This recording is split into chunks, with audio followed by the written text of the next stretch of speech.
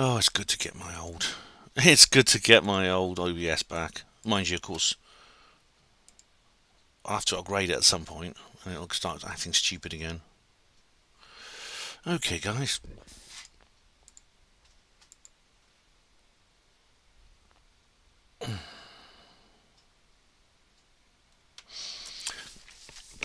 Hope everyone's all right.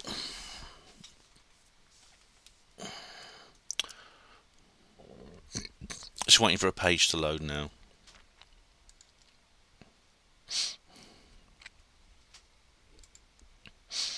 Oh, come on.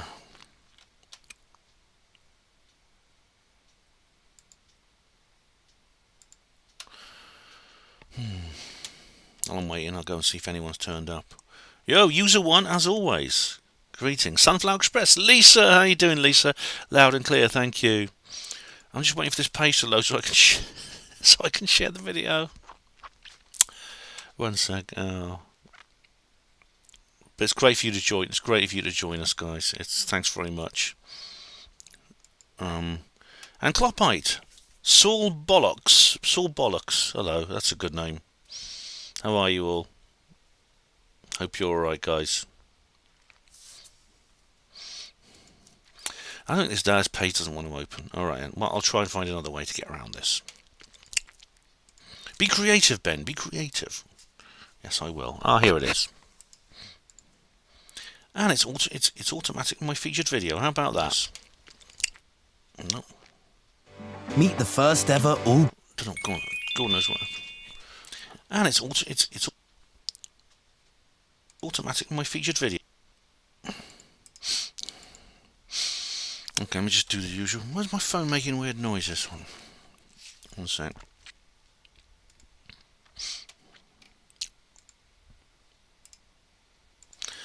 I'm just going to do this. I hope I'm alright, am I? I hope I'm not flickering or anything, am I?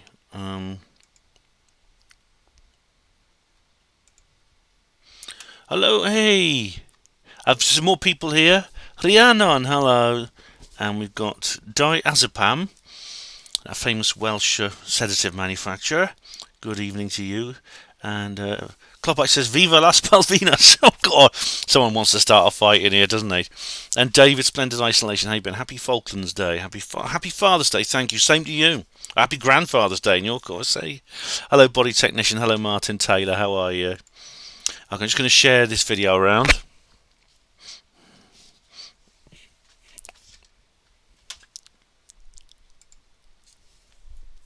So this is taking longer than usual, but it won't be long. It won't. I'll be finished soon. Hang on.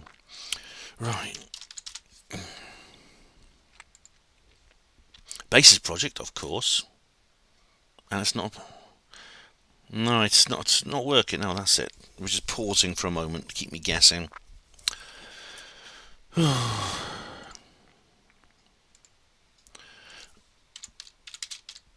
we go.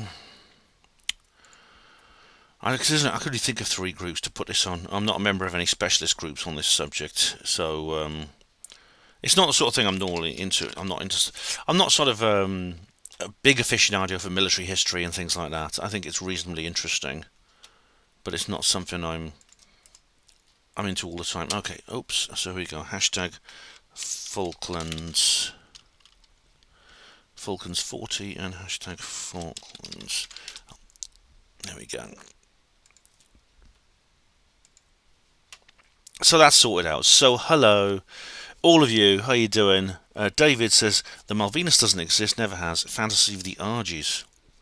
We'll come on to that. David. We're going to discuss that. I've got a warning message now. Oh dear, you're not buffering by any chance, am I?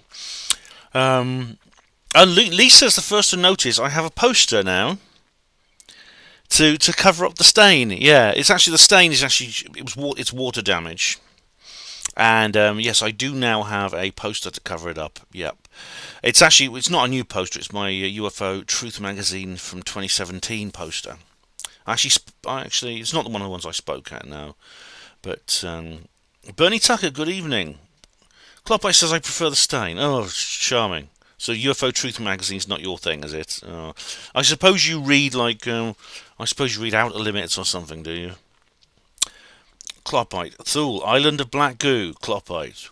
I don't want to get ahead of ourselves. Woody Black, greetings. Oh, I am buffering slightly, says Lisa. I have an error message. I don't know what's causing it. I don't know what to do about it. Remember the Falklands. Oh, God, says Woody Black. Is anyone else getting buffering? Because, I mean, I don't know what's causing this. I don't. Nice shirt, says Lisa. All right, it's not my Porter shirt. It looks a bit like that. User one says not buffering. All right. All right. Well, I noticed that I've got like a little readout pane here, and I'm sort of like jerking a little bit. That's normal. That seems to be something that happens regularly. I don't know what's causing it. Maybe my camera. Jake Yorkman, hello Ben. I hope you enjoyed your weekend, my friend. Can I just ask, how many languages do you speak, Ben? As you're very articulate. Oh, thank you. I speak. I can only speak English fluently at the moment. I have spoken Dutch and Welsh. I can still speak a bit of those. Although I'm trying to brush up on my Welsh, actually. Not my Dutch. I've sort of disowned my Dutch family. As you may have watched the video I made about that family sadness. But I've been trying to brush up on my Welsh lately. It's a bit tricky though because I don't use it. Alright, Lisa says it's not so bad, says the buffering. Woody Black and Cloppite say there is no buffering. Body technician says I look good and I look and sound good to me in London. Right, perhaps body, but pretty much everyone looks good and sounds good in London, don't they? Oh, that's naughty, Ben. That's naughty. I didn't mean to be rude to Londoners, sorry. Let's just have a look. Okay, I'll just... Rhiannon says, that comment was held back from moderation. You cannot say I'm jerking a bit on the air. It's Jake Walton's asked, do I speak German? No. I actually learnt German at school, but that was so long ago, man. Sunflower asked me, South Wales or North Wales Welsh? Well, I actually lived in Lampeter, which is it's in terms of dialects, it's part of the Southern group. And Martin Telly says the Dutch speak more English than we do. Well, you know, a lot of them, Martin, speak it better than a lot of Englishmen, I'll tell you. Musketeer, haha, says Musketeer, were you serving during the Falklands conflict, Ben? I've heard you mention being in the Navy. Well, firstly, Musketeer, you really think I'm that old? Secondly, I never served in the Royal Navy. I did training for a few months, but I never served. I got kicked out of that training. On a fitness issue, which I won't go into. It's a bit embarrassing, but no. For those two reasons, I certainly didn't serve in the Falklands conflict. No.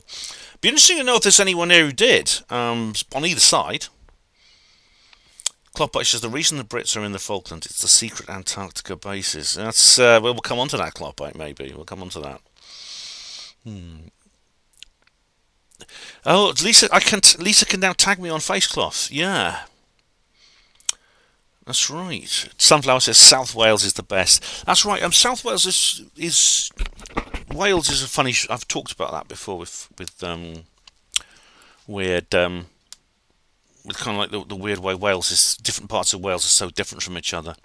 Woody Black says that was from the sitcom The New Statesman with Rick Mail. Remember the Falklands? Alan Bastard's mate was a porn director. Oh, that was really funny, wasn't it? Yeah. That was Rick Mail, a really funny guy. He was in this thing called The New Statesman. Yeah, he's like a political satire. He plays this very corrupt and MP. It's really good.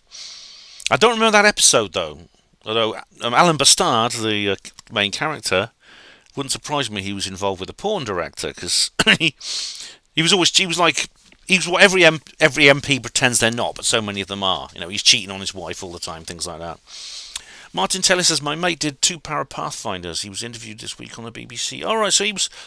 I do know a guy, actually, well, I used to know him, because I used to have a girlfriend, long time ago, and her brother was in, I forgot what outfit he was in, but he was on board RFA Sir Galahad when he was, I think it was Irish Guards or something. He was a guardsman, a Queen's Guardsman, I think, and... it was hit by a missile. Of course, it was one of the ships sunk. I think it was sunk by Argentina. And along with Simon Weston, who's very famous. He received very, very bad burn injuries. He received a terrible, catastrophic third-degree burns, and he had the scars too. Yeah, I remember him. It was a long time ago. I dated this woman, but I remember her brother. You know. Yeah, Martin. No wonder your friend was interviewed, because of course a lot of the veterans are going to get interviewed because of the because it is the 40th anniversary. You will. Nihilist Lives Matter. Hello. The Dutch speak Americanized English. They do actually. Yeah, my family do. As you know, if you watch my film, My Family Sadness, you'll know that I don't have anything to do with my Dutch family. But they do. They all did actually. They speak like with American accents and use American words. That shows you that American English is so much more widespread than the original country where it comes from. The dialects of the original country it comes from. Okay, guys, let's go. Should we go through the basics? I mean, what I'll do is I'll go through the basics that everyone knows about when it comes to this subject, and then we'll go on to some other weird things that are going on. All right. Lisa's got Lisa. She's lucky to have a mod this evening, Lisa. So, Lisa, you know what to do if any trolls show up. Nice matter. Alan Bastard was literally a prediction of Blair. Yeah. Martin Taylor says this is your friend. He wrote a book called "Give Me the Arse of Saddam Hussein." Well, unfortunately, Saddam Hussein was spirited out of the country before it started. But so that's still a job he's got to do. All right, guys. So this was an undeclared war. Technically, it was a conflict, not a war. It took place in 1982. And it was not just one overseas territory we're talking about here. This was the dependent territories in the South Atlantic. British overseas territories, as they're known today. There are 14 of them in the world. There's also, of course, St Helena, Tristan da Cunha, and Ascension, which, of course, you know that I'm very, very obsessed with. But it's South Georgia and the South Sandwich Islands is the other territorial dependency. These are large islands, but they're very sparsely populated. Most of them actually are uninhabited. The Falklands has a population of a few thousand people. I think it's got 3,000. It's got less than St Helena, which has 4,000 something. Falkland Islands, I think, has about 3,000. Let's have a look. Yeah. Population 3,398. So it's slightly less than St Helena. And ironically, it's much bigger than St Helena, but it has a much harsher climate. The other territorial dependency is South Georgia and the South Sandwich Islands. I'm interested to see what population this place has, because South Georgia and South Sandwich are like. I think the South Sandwich Islands in particular, I think, are very important in this particular story. However, what's their actual population? Area, currency, time zone. Where is it?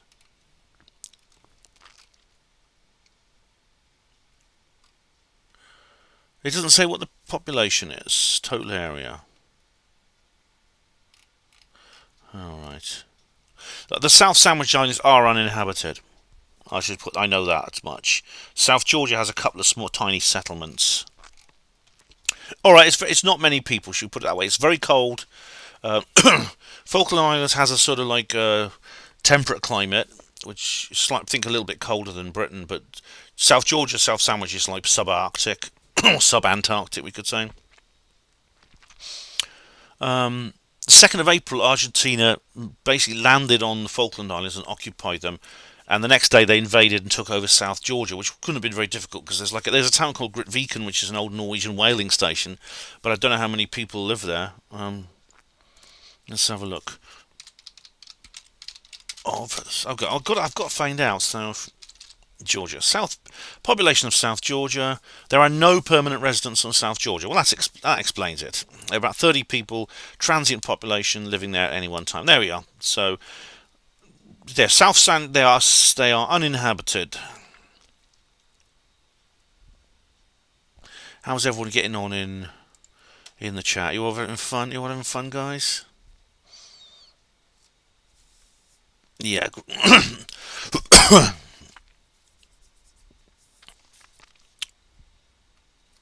Oh, Musketeer thinks I look 56 to 58. You cheeky bastard. Do I? Oh, God. Well, I won't say how old I am, but put it that way, I'm not quite at that. I haven't quite reached that level yet. All right. Let me just. A lot of people are asking me questions.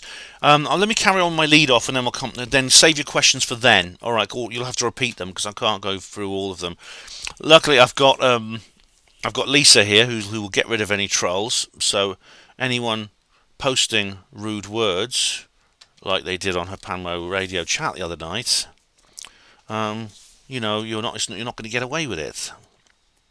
Oh, Diego Rivera, hello, how are you? So, what happened was the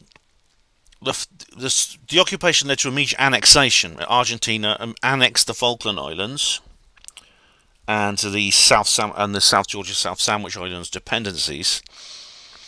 And a couple of days later, the response from the British government was immediate and decisive. Some people say it was because Mrs. Thatcher was so wonderful. I don't know about that, but certainly I think it's a pretty clear-cut case, actually, and probably of any other prime minister. I mean, in legal terms, it's very one-sided, very blatant. It is open and shut. And so they dispatched a naval task force. And to head for the South Atlantic, engage the Argentine Navy and Air Force, and then make an amphibious assault on the island. The Argentine surrender was on the 14th of June, and that was actually 40 years ago last Tuesday. There was a formal surrender in which Argentina agreed to remove its entire military infrastructure from the Falkland Islands.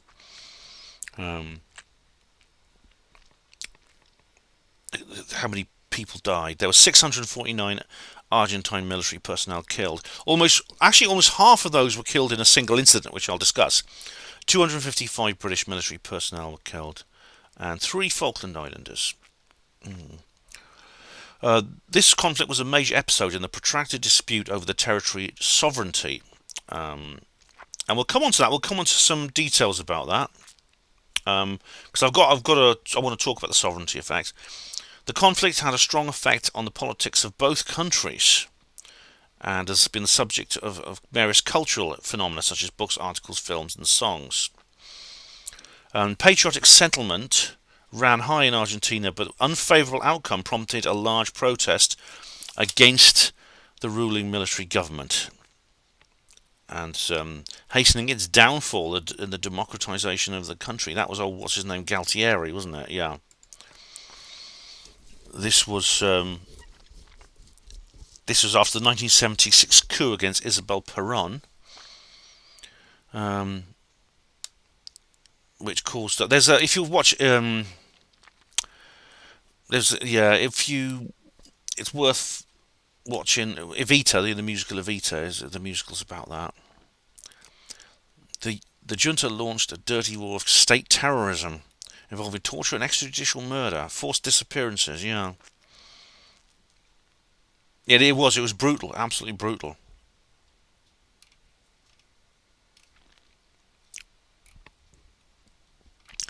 It was not unlike Pinochet in Chile, it was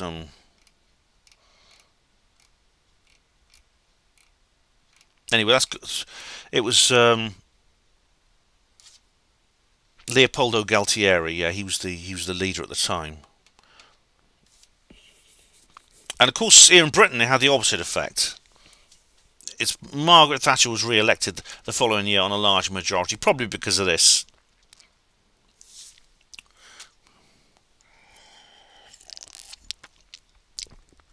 Diplomatic relations between the UK and Argentina were restored in 1989 following a meeting at Madrid. There was no change in either of the countries' positions.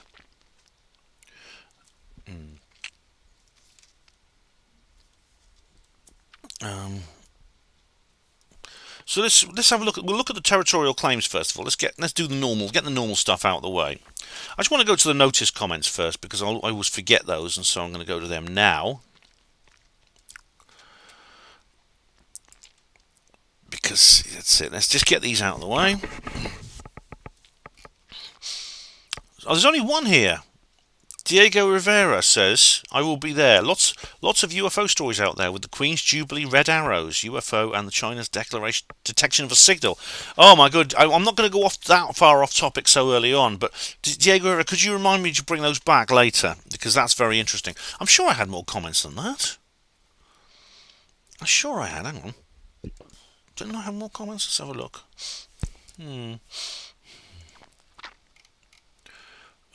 Looks like I didn't, no. Just Diego Rivera. That's okay. Well, thanks for that, Diego Rivera. Thanks for that, mate.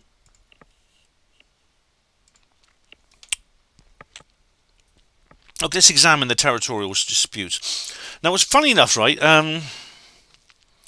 This has been described. Someone described this as the last British war. It was actually the Imperial War Museum who have an exhibition going on at the moment to mark the 40th anniversary of the war. And it's described as the last British war. And I thought, what does that mean? Because there's been wars since then. There's been the 2 wars in Iraq. There's been interventions in Bosnia, Syria, other places, and many other places. Small level, low level conflict around the world. And the answer is because this was the only one. All those I've mentioned, like the Gulf, the Iraq invasion, Afghanistan, it was all Britain basically being involved in an international coalition in dealing with an issue, dealing with a matter that was not directly related to British interests under the Kellogg-Briand Pact. The Kellogg-Briand Pact was signed in the 1920s after World War One to try and stop a war like that happening again, in which all the major powers signed up to in the world: United States, Japan, Britain, France, USSR, etc. And it stated that no country would wage a war against another country unless it was directly assaulted. Its interests or territory were directly assaulted, or its citizens were directly assaulted by another country. Now, under that definition, the Falklands War is the only war Britain really has fought, probably since World War II, because that is it's a legitimate war under the Kellogg-Briand Pact, because Falkland Islands, regardless of your opinion, their international legal status is as a British overseas territory, and it was invaded and occupied. But anyway, let's examine these territorial claims. The Argentine government argues it's maintained a claim over the Falkland Islands since 1833. It calls them the Islas Malvinas. It also mentions South Georgia and the South Sandwich Islands. You may wonder why they're so interested in these little lumps of rock sticking out of the sea. I mean, the South Sandwich Islands are literally just that. They're lumps of rock sticking out of the sea. There's no animal life there apart from penguins. There's no plants. Nothing grows there apart from cryophylic lichen. And there's just snow, ice, and that's it. Bird poo, basically. All right, the sovereignty of the islands. They claim the sovereignty of the islands was transferred to Argentina from Spain upon independence in 1816. They also claim the British dropped their claim by acquiescence by not protesting the many years of peaceful and effective Spanish occupation after the abandonment of Port Egmont, whatever that is. That is, in addition to the Argentine transfer, sovereignty was obtained when the islands were formally claimed in Argentina's name in 1820. Followed by Argentina's confirmation and effective occupation from 1826 to 1833. That's not very long. The establishment of the British de facto rule of the Falklands, which they call it de facto, in 1833 is referred to as an act of force, was illegal under international law, and has been noted and protested by Argentina in 1833, 1841, 1849, 1884, 1888, 1908, 1927, 1933, 1946, 47, 48, and then every year thereafter to 2022. I think they've got the message by now. The United Nations has the message now, I think. They say the principle of self-determination is not applicable since the current inhabitants are not Aboriginal and were brought to replace the Argentine population. Yeah, interestingly, I'll address that because Falkland Islands does not have a native population. The principle of self-determination does not apply to this sovereignty because the current inhabitants are a transplanted population of British character and nationality and not a distinct people, in other words, not an Aboriginal culture. It doesn't have one. Falklands doesn't have one. Self-determination is further rendered inapplicable due to the disruption of the territorial integrity of Argentina that began with the forceful removal of its authorities in 1833. After 9 years? So I'll get onto the British side of things. As you can tell, I have a bias here. We'll get onto the other side in a minute. And there was a failure to comply with an explicit requirement by the United Nations Resolution 1514. There was no United Nations in 1833. Anyway, the UN ratified this inapplicability of self-determination when the Assembly rejected proposals to condition sovereignty on the wishes of the islanders. The islands are located on the continental shelf. Facing Argentina, which would give them a claim, as stated in the 1958 UN Convention on the Continental Shelf. It's like, I suppose it's like the Isle of Wight, which is basically... So it is geographically part of South America, yeah. Great Britain is looking to extend its territories in the Americas, as shown with the British invasions of the Rio de la Plata years earlier. Okay. We can go on to the British claim now. Self-determination is a universal right enshrined in the UN Charter and applies in the case of the Falkland Islanders. In 2013, there was a referendum in which 99.8% of Falkland voters voted to remain a British overseas territory on a 92% turnout. So it's a bit different from Brexit. Yeah, it was a bit more decisive. Well, well, you know what I think about Brexit. It should have been it probably was more than 52%. But anyway, I think you safely say with Brexit it wasn't 99.8%. It wasn't. It was probably close to 65%. This was an exercise in self-determination that demonstrated beyond all doubt the islanders' views on the dispute, and that results should be respected by all other countries, including Argentina. The UK both claimed and settled the islands in 1765 before Argentina existed. The 1771 Anglo-Spanish Agreement preserved the claims of both Spain and Britain, not Spain alone. The UK abandoned its settlement in 1774 due to economic pressures, but left a plaque behind proving sovereignty was not relinquished. The Nootka Sound Convention only stipulated against further establishments and did not affect existing claims to sovereignty. I'm not going to go into the Nootka Sound Convention right now. The supposed transfer from the Spanish Empire to Argentina is not a universally accepted principle of international law, and Argentina could not inherit the islands upon independence anyway, as Spain did not have de facto control since 1811. Argentina's attempts to colonize the islands were ineffectual. There were no indigenous or settled populations before the British settlement. In 1833, an Argentine garrison was expelled, but the civilian residents were encouraged to stay. The islands have been continuously and peacefully occupied by the UK since 1833, with one exception, which is the 2 months in 1982. The Arana Southern Treaty of 1850, the Convention of Settlements, ended all possible claims by Argentina on the Falkland Islands. Argentine leaders indicated in 1860 that there was no dispute between Argentina and the UK, and that the Argentine maps printed between 1850 and 1884 did not show the islands as part of Argentina.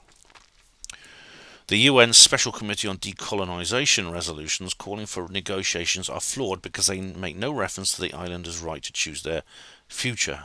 We hear all about decolonisation nowadays, but it used to have a more literal meaning. The European Union of the Treaty of Lisbon, ratified the Falkland Islands belong to the UK. That doesn't count anymore because we're out because of Brexit. The Falkland Islands Constitution came into force on the 1st of January 2009. It claims the right to self-determination on political, specifically mentioning political, economical and cultural matters. All right, so I'll go back. I'll have to go back to my old notes now. So, before we go any further, guys, I mean, I'll just ask you what your views are on that. I mean, does anyone have anything to say about that?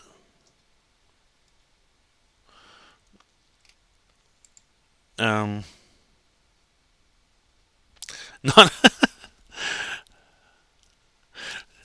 Oh, where are we? I'm just going to go say hello to some people. Highway Star, hello.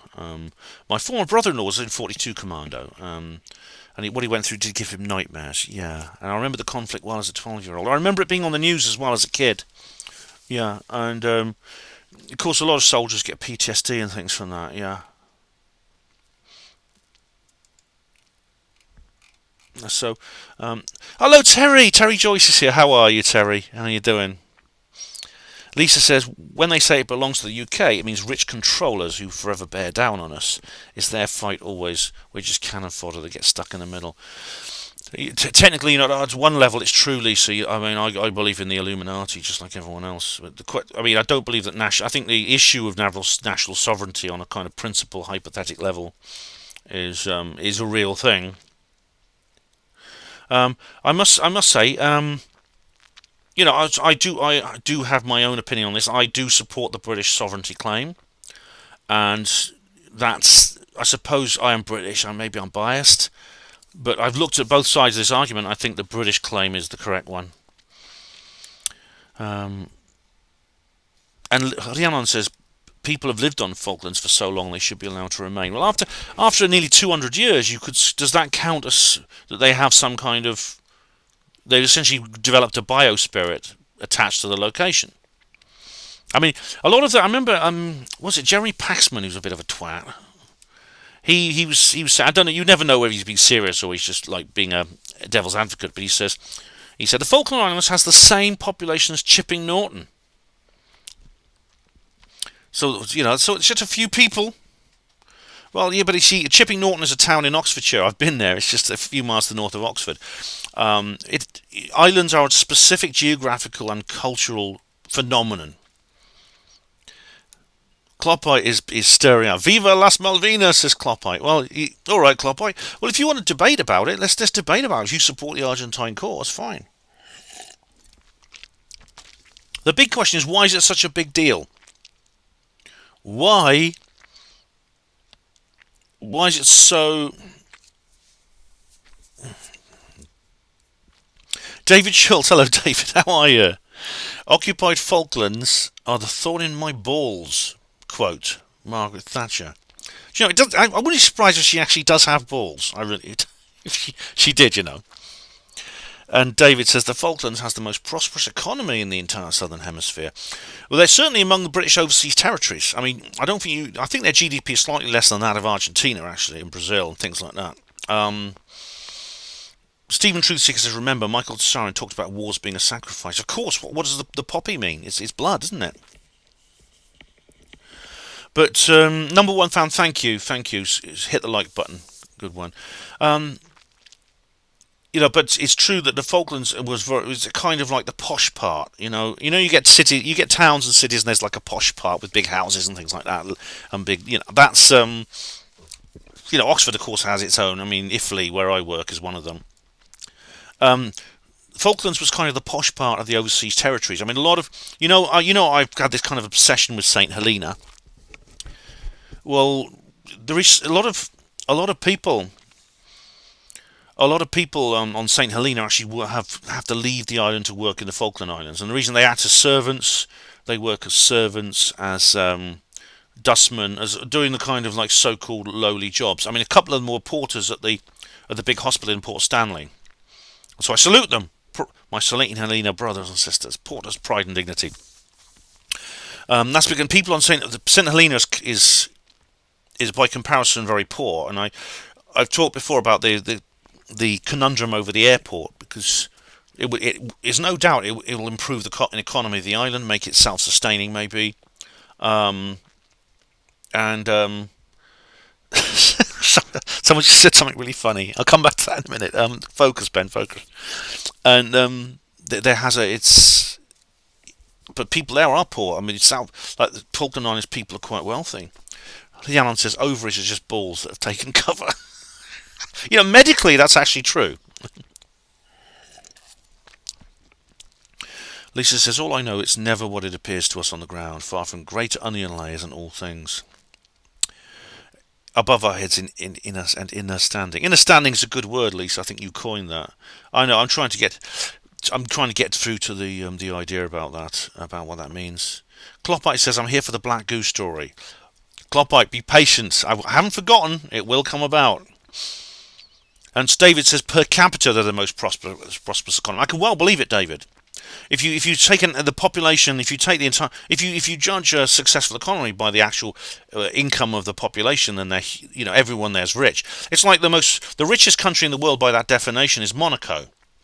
Even though it only has like about 1,500 people, it's the second smallest country on earth. They're all very rich. Tim the Pigeon Master says, evening Ben, hi to all. Israel Diego Vera, could both sides have been in on it? Was the Falklands a contrived conflict? I don't. Maybe at a higher level by the definitions that Lisa and Stephen has been saying. However, I think at a lower level it wasn't. I think there was something fundamental in the lower levels of the state, the deep state, where they really were fighting over this, and that's an interesting thing. David says the elephant in the room is Argentina coveting the oil around the Falkland Sea. Yeah. Funnily enough, the oil field was discovered, I think, in 1978, 5 years earlier. Is that coincidence?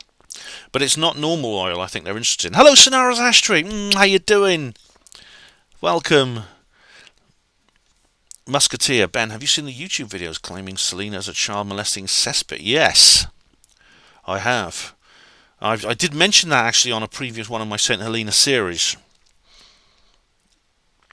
Oh, sorry, 35,000 in Monaco. Sorry, Klopp, I underestimate the population of Monaco. But they're all so rich that Monaco, by the definitions of the income of the population, in terms of statistics of the entire population, rather than individuals or the GDP, it's the richest country on earth. Yeah. Rick Horden, weren't the Black Goo at number 1 in 1976? No, there is a band called the Black Goo, but they haven't actually released any singles yet.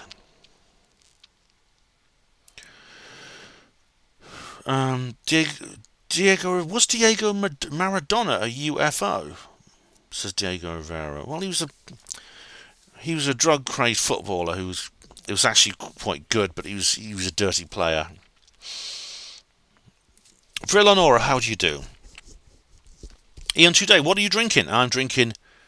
It's actually like a vitamin supplement. Hello, Ian. Okay, so let's go through some more. The Hand of God. Oh, don't remind me. Oh, God, that was bloody awful, wasn't it?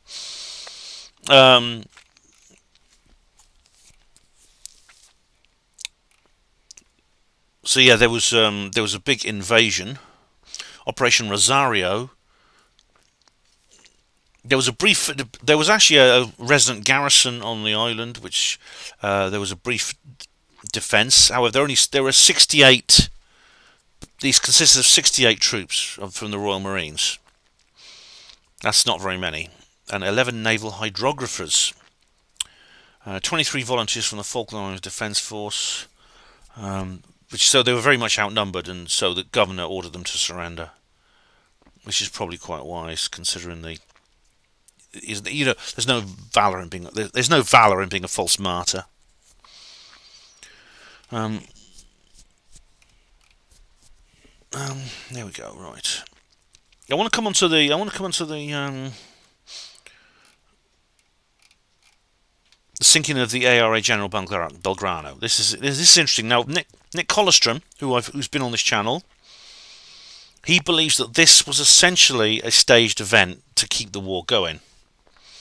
He's written a book called Thatcher's Torpedo. But what happened was, on the 30th of April, the British government brought into force a 200 nautical mile total exclusion zone around the island, in which ships of any nation were liable to be attacked inside it if they were aiding the Argentine occupation. There was Admiral Woodward's carrier battle group with 12 warships and 3 supply ships in the total exclusion zone on the 1st of May. shortly before the one of the operations against the air forces and against the ground and air forces. Admiral Anaya deployed all his available warships into 3 task groups. The first was centered around the aircraft carrier ARA Vincento de Mayo. That was almost sunk as well. That came very close to being sunk. There was 3 modern frigates, and then there was the old light cruiser ARA General Belgrano, a Phoenix class ship. It was actually an old American light cruiser. Despite her age, her large guns and heavy armour made her a serious threat. She was escorted by 2 Type 42 guided missile destroyers armed with Exocet missiles. This is interesting, isn't it? What I find ironic about this war is that both sides were using the same kind of hardware. For example, and indeed there was a lot of international. There's a lot of international effort involved in this war, and I'll come to this. It's an important point. Both the British and Argentine ground forces used the FN rifle, which is a French-made assault rifle. So they both had the same weapon in that case. The Argentina were fighting with French and British weapons. I mean, they had actually bought what they call the Sheffield. It's now called the Sheffield class, because the reason the Argentina. This is really ironic. These original Type 42 guided missile destroyers that were originally Royal Navy and were then sold to Argentina in the 1970s, not long before this happened,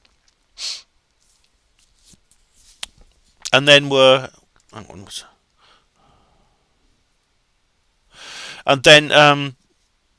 were renamed. I mean, the class. I mean, the class actually was renamed. Renamed the Sheffield class because the Argentines then went and sunk a ship called Sheffield. There are 2 ships called Sheffield and Coventry. They're named after ships that were sunk in action by Argentina, British ships sunk in action by Argentina, using the French-made Exocet missile. There's a story behind that, I'll tell you. The submarine, and the Argentina itself had some submarines. It had 2 submarines, I believe. They were also, I think they were former German or something. This is just exactly, what's the word people use? The permanent war economy or something like that. Who was it who called it that? I think it was George Orwell who described what he called the permanent war economy. Which means that basically, this is the irony of it. The British were fighting, they had their own ships and things, but the British were fighting with French-made rifles, which were also sold to Argentina. France also sold Argentina anti-ship, anti-surface missiles, so air-launched or surface-launched anti-surface missiles. And America, United States, basically, a lot of Argentina's navy used former U.S. Navy or former British Royal Navy. I mean, what the hell's that for? What's the point? I mean, on the 1st of May, the British nuclear-powered submarine HMS Conqueror, finally something that was actually built in the UK, located the Belgrano group, just outside the total exclusion zone. Admiral Woodward was aware of the American carrier group approaching from the other direction and ordered the cruiser to be attacked to avoid being caught in a pincer movement, despite the fact that the ships were not within the exclusion zone. So Margaret Thatcher famously said, "Sink her." Do you remember Meryl Streep in that film? Sink her. Meryl Streep is so good at playing those kinds of roles. These kind of really authoritarian women. She played the president in that thing, that stupid comedy. What's it called? Don't Look Up. 321 crew members died in the sinking. She was hit by 2 torpedoes and sank an hour later. 700 men. They abandoned the ship, got into life rafts, and were eventually rescued. 700 men were eventually rescued. Now, the 321 that counts almost half the entire Argentine. Remember, it's 649 for the entire Argentine losses in this war. That's almost half of them in this one engagement. Regardless of controversies over the sinking, including disagreement of the nature of the exclusion zone, see, there was some people were saying that that Belgrano was not going to invade. It was going to go back to its own port and things like that. But you got their word for that. But then the entire Argentina's fleet then returned to port as a result, with the exception of the ARA St. Louis, which is St. Louis is a submarine.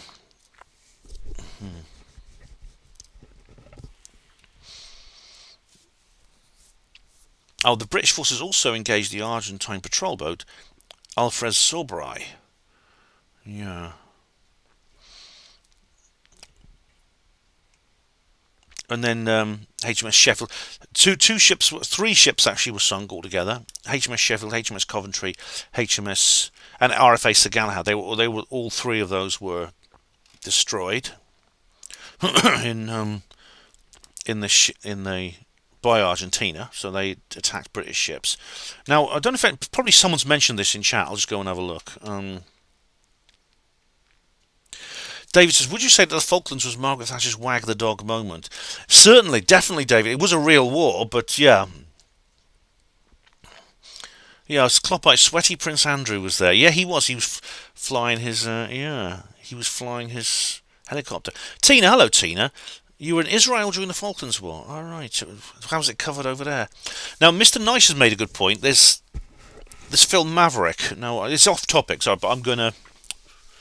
Somebody says that... Someone said it involves like secret aircraft and things. And it might be worth seeing. So I wasn't going to go and watch it.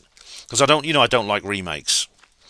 The original Top Gun is actually quite a good film. It's not all that intellectual, but it's an action adventure. It's done very well.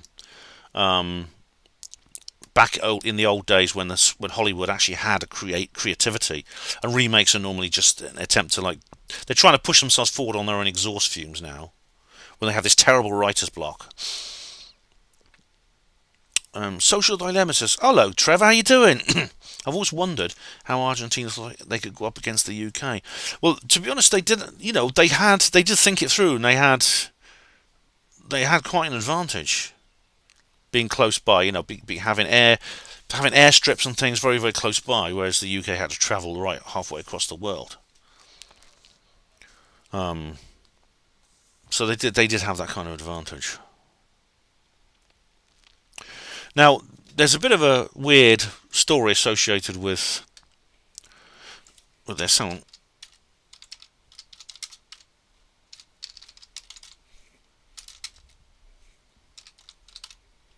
Francois Mitterrand, psychologist. How many of you have heard of this?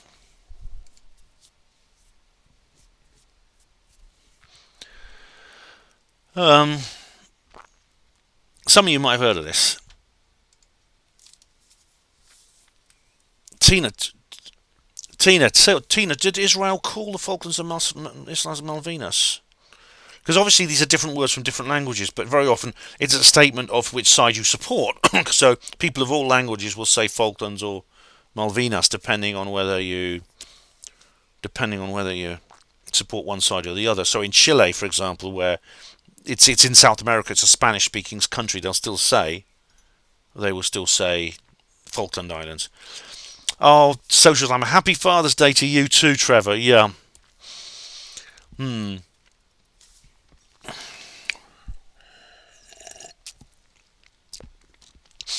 This is interesting. David says that, well, there's a spoiler here, which I won't repeat, but it involves secret aircraft and things like that. Yeah.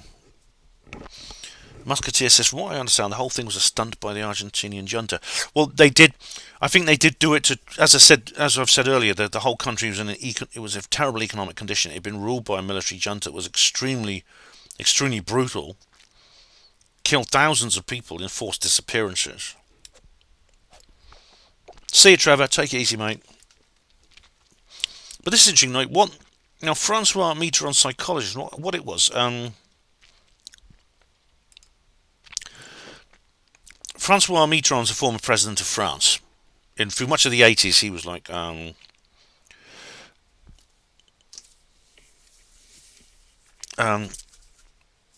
he wrote a man called Marie de Hennezel. And he was a psychologist. So Francois Mitterrand, when he left the presidency, was referred to a psychologist called that man, Marie de Hennezel. And this guy has spoken publicly for a very long time about something, which is probably true because he's not been sued. Mitron didn't try to sue him, or no one close to the family has tried to say anything. He also hasn't been. I mean, he hasn't been prosecuted in any way in accordance with medical ethics. He said that Mitron had a very heated after the sinking of the Sheffield and Coventry. Margaret Thatcher phoned him up and told him that demanded that he give her intelligence on the Exocet missiles, these deadly anti-ship missiles. Because she probably realised, her military advisor told her, with these missiles are so destructive that if we don't do something to stop them, we're not going to have a chance. And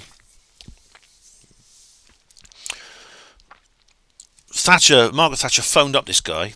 You off to? Oh, no. See you then, Social Dilemma. Take it easy, mate. Take it easy. Phoned up Mitterrand and said, demanded intelligence. Apparently, there is like there's a special code you can transmit through radio, through a radio signal. It's top secret, but it will actually disable the missile in flight.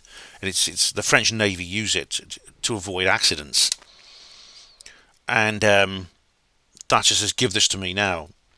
And he says, I can't give this to you now. It's a national secret. It's and it's something that is part of our contract with our clients abroad. Means we cannot divulge this code. And she said, in typical Thatcherite style, she says, if you don't give me this code, I'm going to have to take this another level. I'm going to start using tactical nuclear weapons on the Argentine mainland. And so Mitterrand capitulated and said, okay, I can't have you bombing people in John Nolan. We'll get to that in a minute. John Nolan's asked. Several people wanted to jump in a little bit too far ahead. So Mitterrand capitulated and gave her the codes. Now I don't know of any what happened in combat. There was no storage. I don't think a ship was actually attacked with an Exocet after that. There could be reasons for that. It's possible they ran out of missiles. But it could be that the British ships were transmitted. They were given this shut-off code to avoid them being shot down, being sunk. As I said, this guy Henizal, he's not been prosecuted anyway. He's not been sued, and he's written a book. He wrote a book about this. Yeah. Mrs. Thatcher obviously is dead now, so you can't ask her. Unless anyone wants to channel her.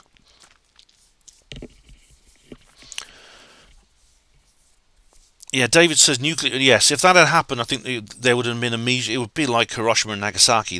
Argentina, there'd have been an immediate surrender. Yeah. Of course, how many people would have been killed? I mean, suppose you use it on Buenos Aires, a city bigger than London.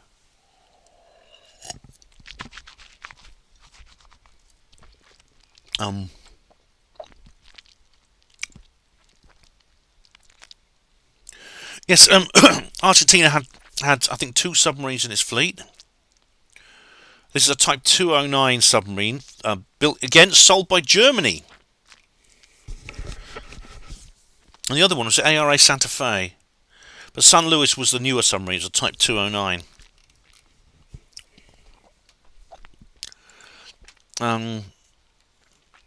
Where's it? Here we are. Recapture South Georgia and the attack on the Santa Fe. Basically, there was Special Forces and Royal Marines landed on South Georgia.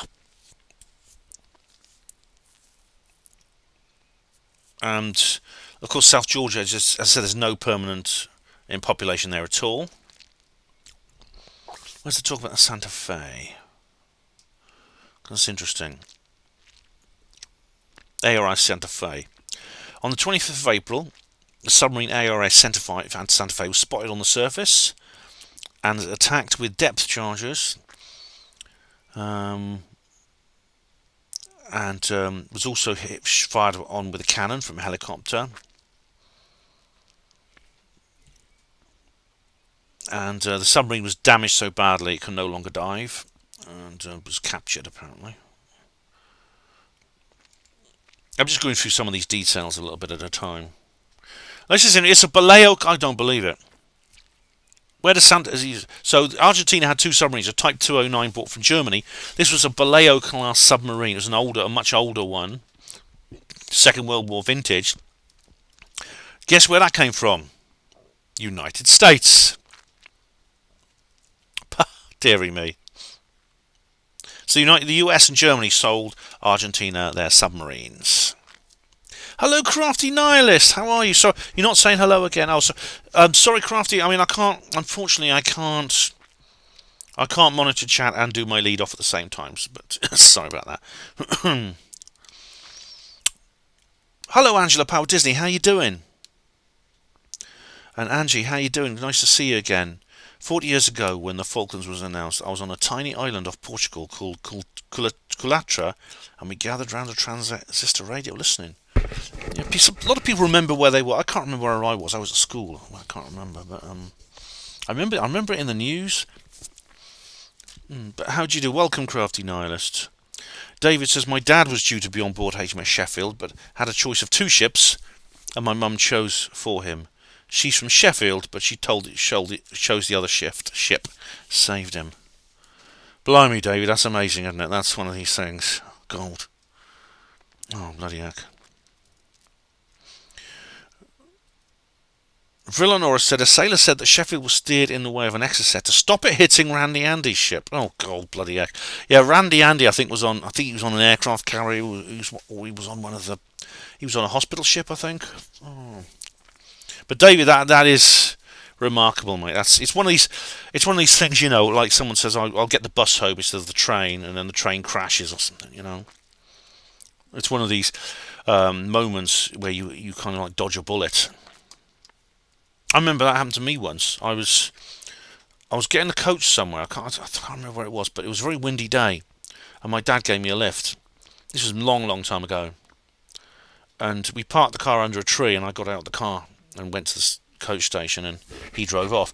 I found out an hour later another car had parked in that same place, and the tree had fallen over and crushed the car and killed 2 people. David says he ended up on HMS Dido and sunned himself in Gibraltar. Yeah, David, that's I think the gods were watching him that day. Yeah.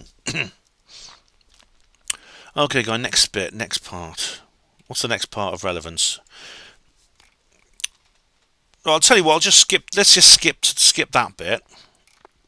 All right. Well, let's go to the bit Let's go to the bit you've all been waiting for. Now, David Griffin, I sent a link to this to David Griffin, actually, hoping he might be here. He's a very difficult person to get hold of, but I did send a link to the notice to David Griffin. But this has got a lot to do with his interviews. The interview he did with Amash, and lots of other people, he did interviews with.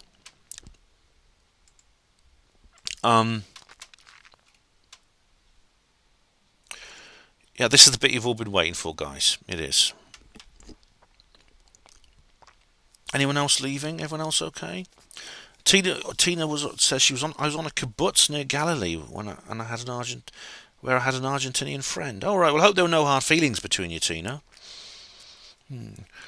Kibbutzes are like our kibbutzes like you're not allowed to like live with your family and things like that. Is that true in kibbutzes? Just out of interest. I know it's like a Jewish collective farm.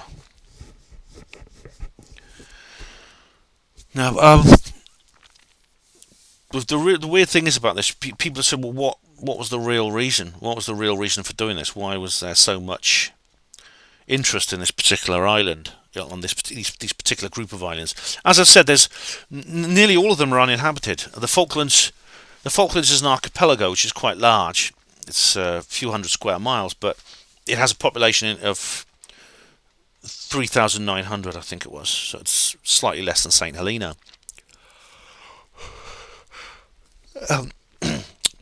Yes, Port Stanley's quite a sizable town. Apart from that, it's just like little villages, like Goose Green and places like that. Obviously, the fact that an oil field exists there is an issue. But according to David Griffin's research, hello, Cat Squatch. All the Argentines I've met are complete wankers. Oh right. Oh dear. I don't know anyone from Argentina. Actually. Oh no, I know one person from Argentina, but I haven't seen him for years. Yes, Jay, you've been waiting for this for a long time. It took a little while getting around there, but we got there in the end. There was the real reason for the whole thing is to do with southern fuel. Now, as I said, apart from Falkland Islands, there's no real population in this area. There's South Georgia, there's the South Sandwich Islands. If you look at the map, you'll see that these areas are subarctic. There's very little in terms of you can't farm there. They're just rocks sticking out of the sea with some snow and ice on it.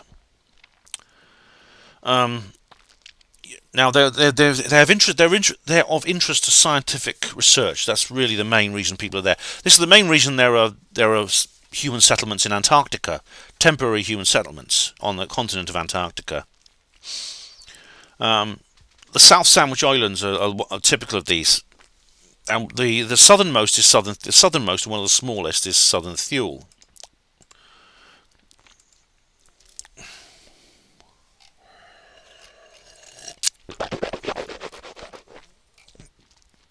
Now these were discovered by James Cook in 1775. He was eating a ham sandwich at the time, which is why he called them the Sandwich Islands. No. The real reason he named them after John Montagu, the 4th Earl of Sandwich, who was the first Lord of the Admiralty.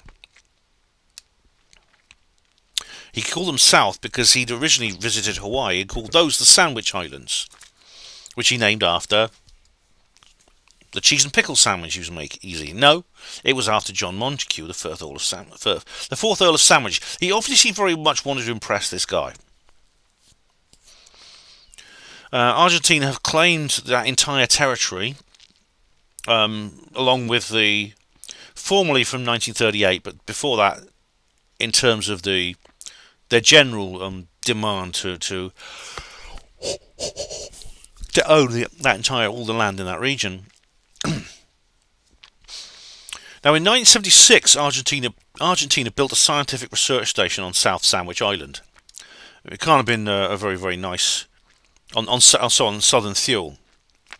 I said it must have been a difficult place to read because this is only 5.5 square miles, which I said is basically it's an old volcano, which is now extinct, and it's there's nothing there except rock, snow, and ice, and penguins.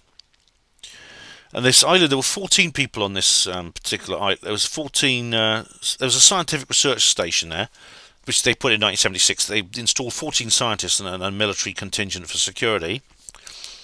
And of course, this was highly illegal. They didn't ask permission from the British government, but then they claimed these islands for themselves. And the thing is, it's so remote and far out of the way that no one until 1982, no one actually bothered just to go down there and kick them off. And Britain could at any time have sent a ship down there, but they just couldn't be bothered. Which it says a lot, doesn't it? Because it seems like this really wasn't a big deal until 1982. They discovered the presence of this Argentine base, but chose to pursue a diplomatic solution until the breakout of the Falklands War. What happened then? What happened? Oh, here we go. Did I say not Southern Thule? Island, Southern Thule.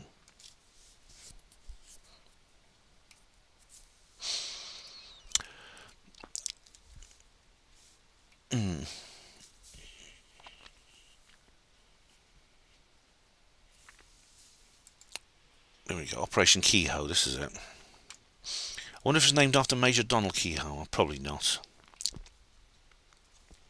But after the surrender of the Falkland Islands on the 14th of June, a task force composed of a frigate, HMS Yarmouth, the patrol ship for the Arctic and Antarctic, HMS Endurance, and the tanker RFA Olamida, and the tug Salvageman sailed to the South Sandwich Islands with instruction to remove the Argentine presence there.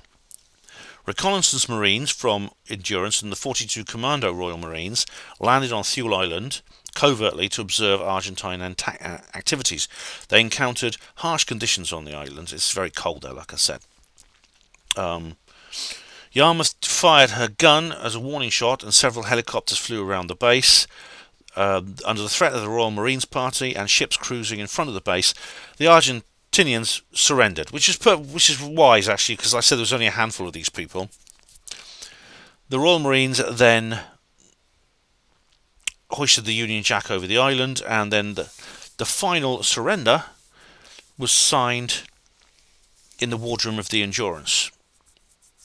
10 prisons. There were 10 prisoners, 1 civilian, 9 military personnel that were evacuated to the tanker Alameda and were then repatriated to Argentina. This is on the... In March of 1983, a UK spokesman said on the 19th of December 1982 that the research vessel HMS Hecate had discovered someone had been back on the base and swapped the British flag for the Argentine one as well. Then the base was demolished on February 1983 by the crew of HMS Ariadne and the supply ship RAF Tidespring. Now this is odd, isn't it? Because let me just show you a picture of the base. There it is. That's the base on Southern Thule. It's typical of polar research stations. It's off the ground. It's small windows to conserve heat. It's got a compact body. That's where everyone lived. Now, David Griffin was interviewed explaining exactly what happened, because the Royal Marine sappers who actually went onto the island to blow the thing up. Now, to blow that up wouldn't be that difficult, would it? In fact, you'd only have to do minor damage to it in order to make it uninhabitable in those cold conditions. Just break a few windows, smash a few walls, and no one could live in the thing. You could probably dismantle it quite easily, but they blew it up with explosives. Now the explosives. Let's see if I can get a picture actually of the. Can I get a picture of the actual explosion? Because I know that David Griffin's got one, and he showed it in his talk. There's a photograph of the explosion. Where is it? Now I can't find it in images. I can describe it to you. It's a black and white photograph I've taken from the deck of a ship at sea, and it's very clearly a huge explosion. There's like a mushroom cloud above the island. There was absolutely a gigantic blast. Lisa, sorry, Tina's just answering my question here, so I'll come on to that now. Kibbutzim was an experiment where children were raised in ages in special houses, so parents could focus on working in the fields. It channeled familiar bonds to group bonds like military units. It's interesting, Tina. I read a book. Sorry, I watched there's a documentary called Heaven on Earth: The History of Socialism that talks about kibbutzim. Now, why the explosion that was used to demolish the base on Southern Thule is enormous. It's gigantic. There must have been thousands of pounds of explosive used. There's this giant mushroom cloud over the island. Talk about a sledgehammer to crack a nut. Now,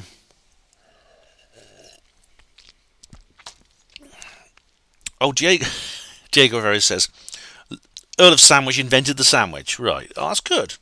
Well, thank you, because I like the sandwiches. So obviously, no one else would have come up with that idea otherwise, would they? So now, David Griffin's interviews reveals that.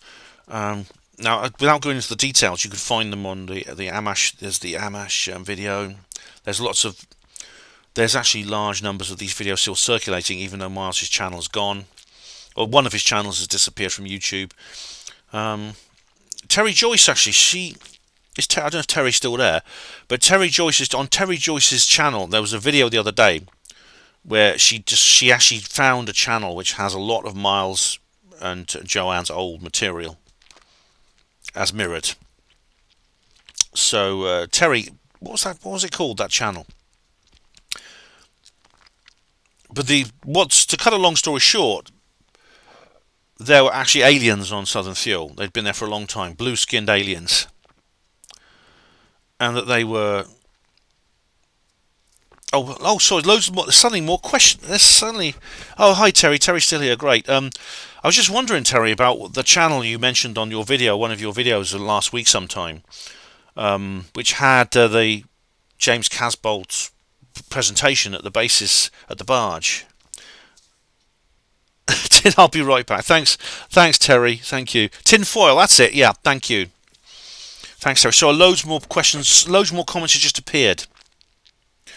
Brett Riverboat. Hello, Brett. Do you think that Thatcher would have nuked Buenos Aires? She might have. She might have gone and nuked.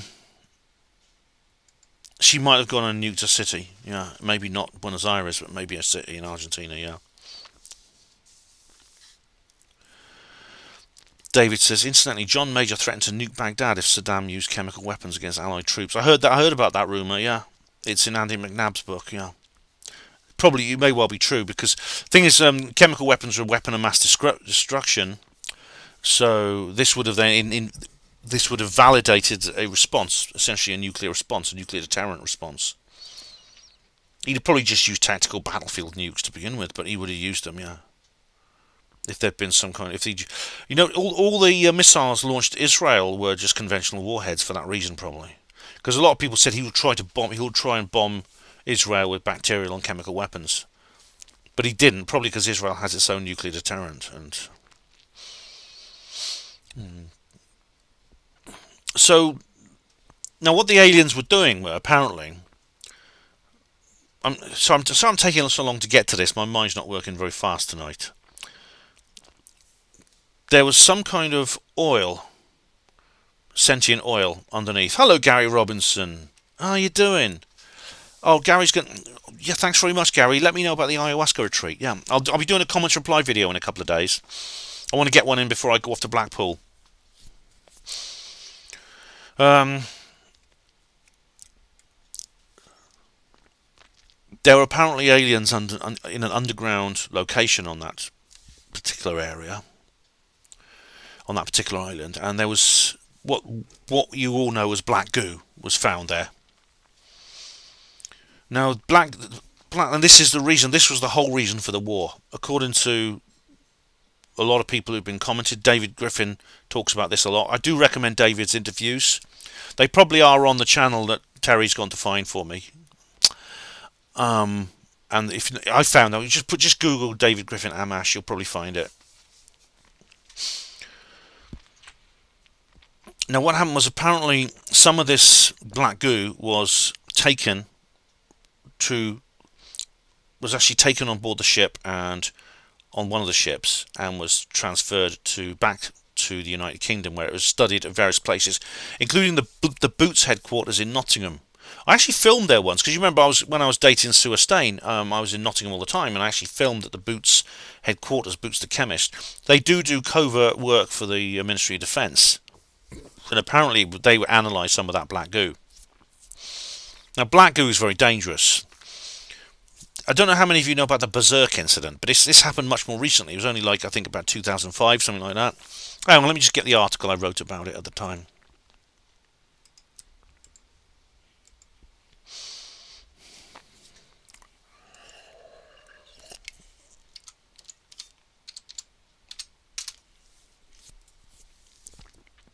Here we go.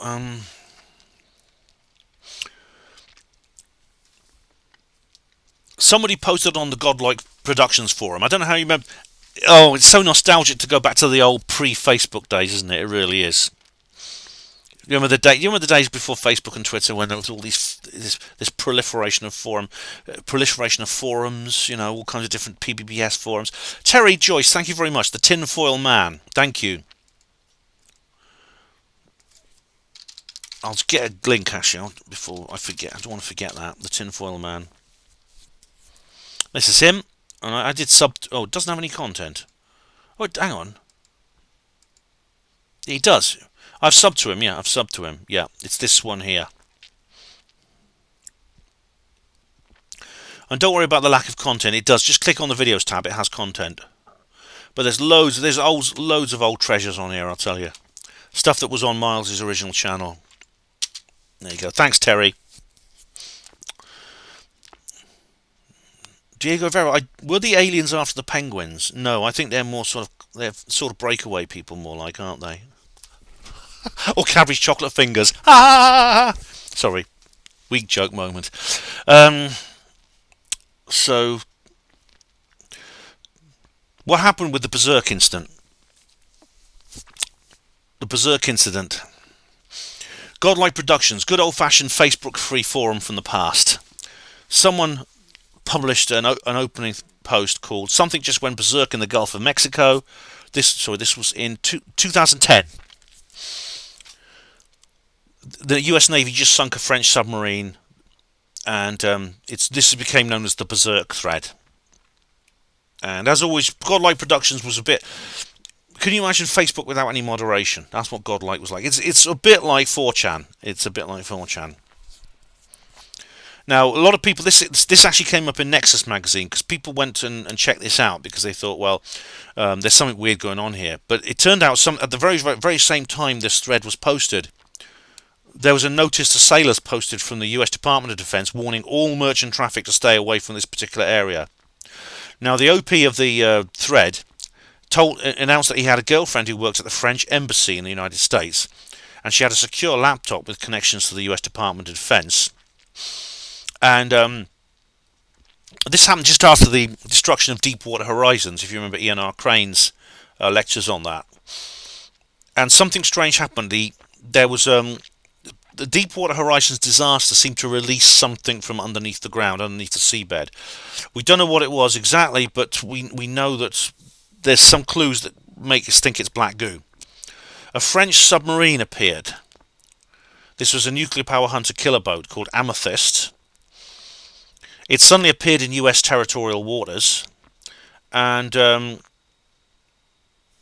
was attacked. It was detected by shore-based hydrophones, and a helicopter was sent out from a naval air station to drop depth charges on it.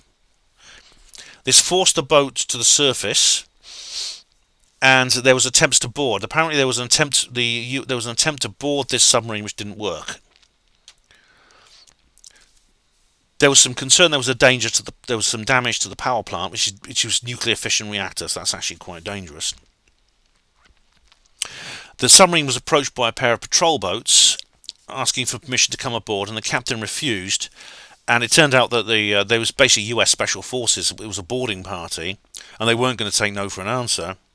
But at that moment, two German submarines suddenly surfaced between the boats and the Amethyst and tried to ram the boats full of Special Forces men. At the same time, another French assault ship was heading towards the area with all dispatch. Then an Israeli submarine appeared as well. Then it becomes even more confusing. But anyway, the Amethyst managed to escape. And when the Amethyst actually escaped, presumably she managed to dive eventually, so she couldn't be attacked anymore. But she was carrying some kind of cargo. They said there was a cargo on board, which they'd retrieved. They'd just gone to an awful lot of trouble to take something from US territorial waters without permission, to steal something from the continental shelf in the Gulf of Mexico. As I said, there were reports from fishermen and leisure boat users reporting strange activity. People living near a local US Air Force base and naval air stations report jets scrambling. It gets on and on and on. And there was a thing about radio out there. On the radio out there was like the Nexus. It was like Radio Nexus. They used to have Radio Nexus as well. So the French actually did succeed in stealing whatever it was from the seabed where the Deepwater Horizons disaster occurred. We don't know exactly what it was. However, we know that Amethyst eventually rendezvoused with the assault ship and transferred the cargo to the ship, and the ship then turned around and headed as quickly as it could for France. Apparently, one of the Germans, the Israeli submarine opened fire on the American aircraft, presumably with some kind of anti-aircraft gun or something like that. And then the next day, the captain of the French assault ship, on its way to France with all dispatch, relays a message from whichever unnamed vessel has the cargo, because they transferred it to another ship, announcing that the cargo had, quote, gone live, unquote. The ship's captain was asking permission from the French Task Force Command to jettison the cargo. So this cargo, whatever it was, that they had gone to enormous trouble to retrieve from U.S. territorial waters. In fact, even engaging in a brief military confrontation and indeed attacks from the U.S. Navy, and indeed a helicopter being sunk by their allies, being shot down by their allies, their Israeli allies. They then announced that they want to just dump it. They want to dump this cargo. This cargo they went to all this trouble to get hold of. I wonder. So obviously they were concerned that this was going to pose a hazard. I mean, what was it? Was it indeed? Black goo is said to be some kind of oil-like substance that has an ability to move by itself. It appears to be conscious. It has ability to move by itself. Apparently it can do enormous damage. Welsh Ripper, hello, welcome. How do you do? Now, so if it was the same material supposedly that was captured by the British forces from Southern Fuel after they took over the Argentine base and destroyed it, it was taken back to England. It was studied. We know it apparently went to the Boots the Chemist headquarters in Nottingham, but apparently it was contracted out. It was contracted out to the private sector, as often happens, like the Admiral the Wilson notes and the memo. You know, the Admiral Wilson memo talks about this. This is not the only example of the idea that a lot of this stuff is just privatized. It's outsourced to the private sector for all kinds of reasons, mostly for legal reasons. It's like the reason they do the same in the NHS. This is why they bring in private companies to run the NHS. Indeed, this is why they have mercenaries at places like Area 51 in Afghanistan and Iraq. And the company was Marconi, was contracted to deal with this sort of thing. Let me just find out.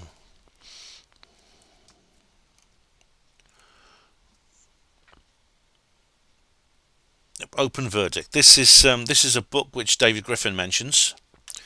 It's called Open Verdict by Tony Collins. A detailed account of 27 mysterious deaths. Now this is really, really weird because GEC Marconi, which merged at that time with Plessy, another British company, apparently started work on this black goo. And then, strangely, one by one, over a very short period of time, between 1982 and 1990, in just 8 years, 27 committed suicide,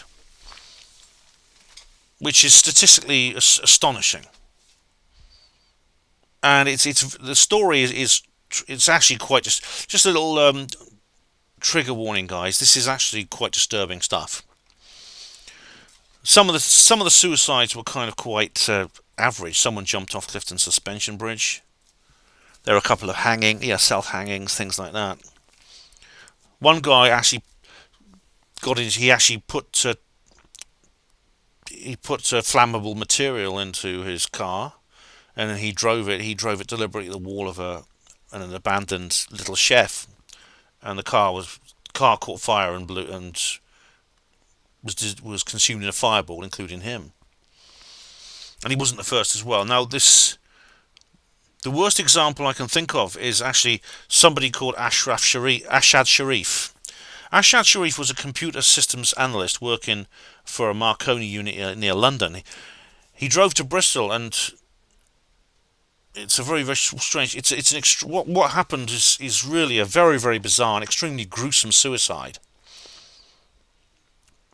He tied a rope around a tree and looped the other end around his neck, and he drove off in his car at high speed. And was literally his head, of course, in that situation was ripped right off. He self-beheaded himself. Oh God, I feel sorry for the paramedic team that had to deal with that. Good grief. So anyway, what do you think that's all about? Diego Rivera, is Marmite black goo? I don't think so. I like Marmite. I eat it, and it's not very sentient. It tastes nice. It's not very sentence. David says, my dad had to deal with quite a few men who'd hang themselves. Oh, God. Was he a paramedic, David? That's horrible. That's horrible. Yeah. So, guys, that's the story. That's basically the story of the Falklands War. Which I've explained to you as articulately as I can this evening. I'm not in my best frame of mind tonight, but I've actually been quite busy the last couple of days. What do you reckon? Any questions or comments?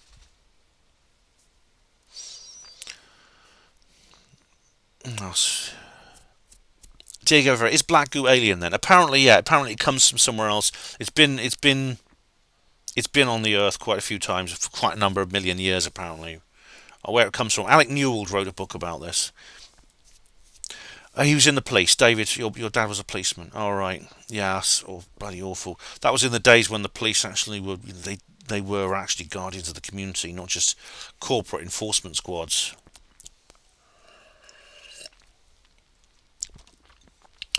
What do I think? I think black goo exists. I've seen Harold Kautzveller has actually demonstrated it. I didn't actually see it live, but he showed me some film of it. Of course, with the Berserk thread as well, and lots of other things. I've got reason to believe it exists. Not all the stories you hear about black goo are true. That guy the Yamash witness who said it was in the basement under a hotel, I don't believe that guy.